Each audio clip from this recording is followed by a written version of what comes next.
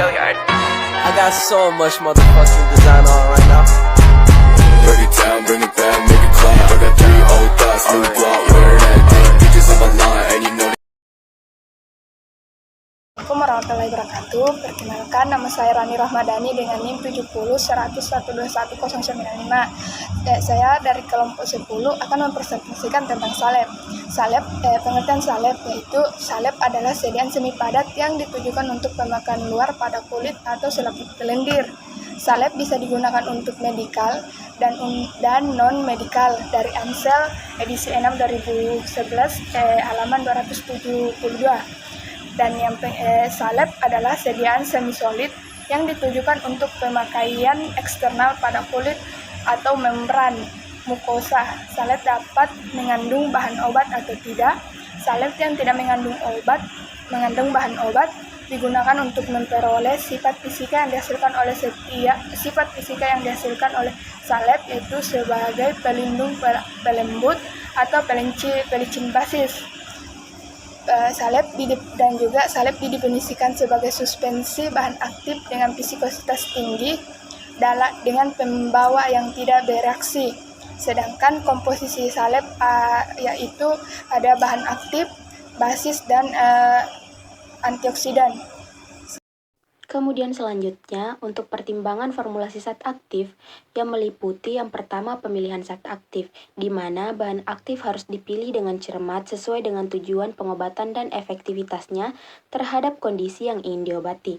Adapun bahan aktif yang dapat digunakan untuk sediaan salep yaitu seperti betametasone valerat, fluorandenoid, hidrokortison asetat, basitrasin, eritromisin, dan gentamisin sulfat. Untuk pemilihan dasar salep yang dipakai pada formulasi sediaan salep tergantung dari penggunaannya, yang meliputi beberapa faktor seperti yang pertama, laju pengelepasan yang diinginkan bahan obat dari dasar salep, kemudian keinginan peningkatan oleh dasar salep absorpsi perkuatan dari obat, kemudian yang ketiga, kelayakan melindungi lembab dari kulit oleh dasar salep, kemudian jangka lama dan pendeknya obat stabil dalam dasar salep, kemudian pengaruh obat terhadap kekentalan atau hal lainnya dari dasar salep. Semua faktor-faktor ini harus dipertimbangkan untuk memperoleh dasar salep yang baik. Harus dimengerti bahwa tidak ada dasar salep yang ideal dan juga tidak ada yang memiliki semua sifat yang diinginkan. Untuk pertimbangan selanjutnya yaitu kemasan.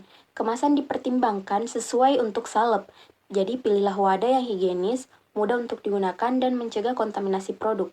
Biasanya kemasan ini dapat berupa pot atau tube yang tidak berwarna. Adapun metode pembuatan salep. 1. Metode pencampuran. Dalam metode pencampuran, komponen dari salep dicampur bersama-sama dengan segala cara sampai sediaan yang rata tercapai. Pada skala kecil seperti resep yang dibuat tanpa persiapan, formulator dapat mencampur komponen-komponen dari salep dalam lumpang dengan sebuah stapler, dapat pula menggunakan sudip dan lempeng salep untuk menggerus suatu bahan yang digunakan. Formulator juga bisa menggunakan kertas perkamen yang tidak mengabsorpsi yang cukup besar untuk menutupi permukaan. Pencampuran terbagi menjadi 2. 1. Pencampuran bahan padat, yaitu bahan padat dicampurkan dengan minyak mineral atau dengan sebagian bahan dasar salep. Kedua, pencampuran cairan, yaitu larutan berair akan menjadi sukar ditambahkan ke dalam salep berlemak kecuali dalam jumlah yang kecil. Akan tetapi, dasar salep yang dapat menyerap air atau hidrofilik akan lebih sesuai untuk absorpsi atau pencampuran dari larutan berair. Kedua, peleburan.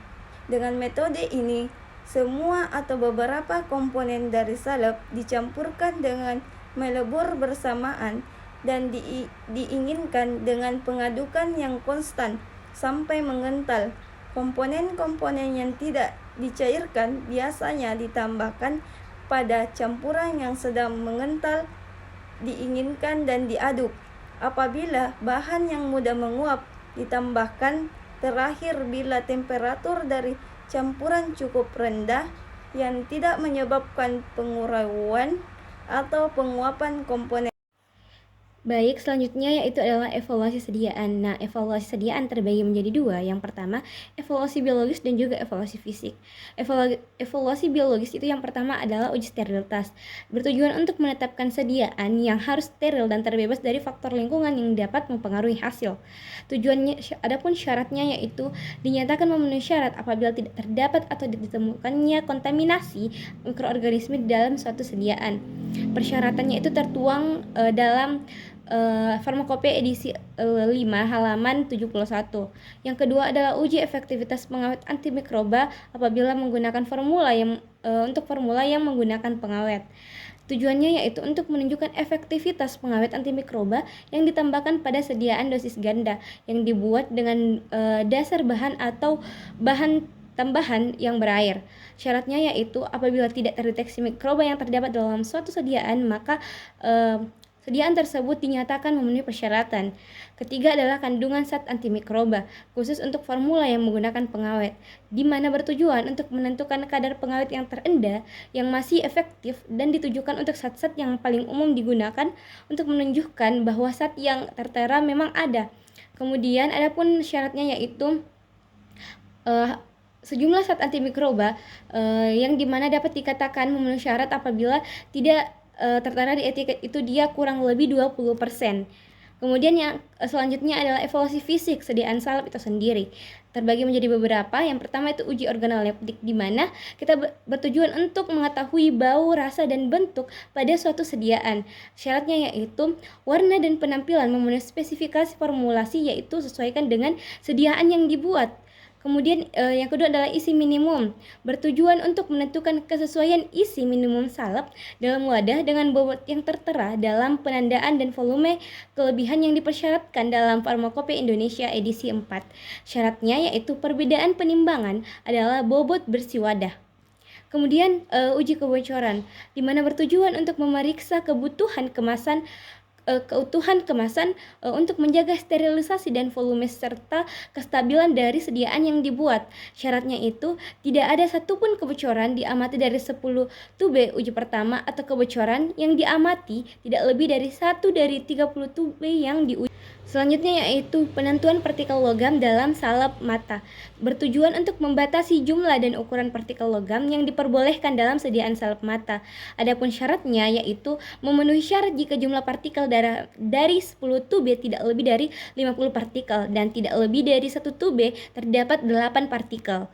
Kemudian uji homogenitas bertujuan untuk menjamin kehomogenitasan atau pencampuran antara suatu zat aktif basis salep apabila dilihat dari bentuknya sudah homogen atau tercampur dengan baik. Adapun syaratnya yaitu salep yang homogen akan memperlihatkan jumlah atau distribusi ukuran partikel yang relatif hampir sama pada berbagai tempat pengambilan sampel. Kemudian adalah uji pelepasan bahan aktif dari sediaan yang bertujuan untuk mengukur kecepatan pelepasan bahan aktif dari sediaan. Syaratnya yaitu bahan aktif dinyatakan mudah terlepas dari sediaan apabila waktu tunggu atau waktu pertama kali zat aktif ditemukan dalam cairan penerimaan. Baik, terima kasih atas partisipasi dan perhatian teman-teman terkait materi yang kami bawakan. Semoga apa yang kami jelaskan bisa menambah ilmu teman-teman. Kami kelompok 10 mengucapkan terima kasih. Wabillahi taufiq wal hidayah. Wassalamualaikum warahmatullahi wabarakatuh.